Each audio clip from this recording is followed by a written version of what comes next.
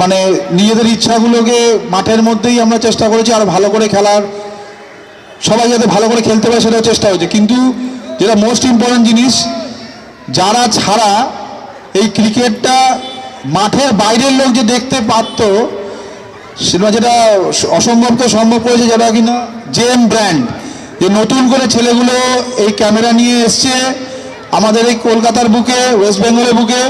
সত্যি দুর্দান্ত নতুন ছেলে, নতুন প্রচেষ্টা, যেভাবে ওরা ক্যামেরা করেছে 4 দিন ধরে, আশা করি সবাই এটা ভালো লেগেছে, অ্যাপ্রিসিয়েট করেছে।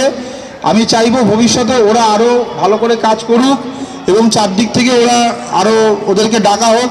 আমি মনে করি ওরা অন্য যারা ক্যামেরা করে, অন্য যারা ব্র্যান্ড আছে তাদের থেকে কোনো কম করেনি, সবই মোটামুটি আমাদের মনে হয় এক্সপেকটেশন লেভেলেই করেছে।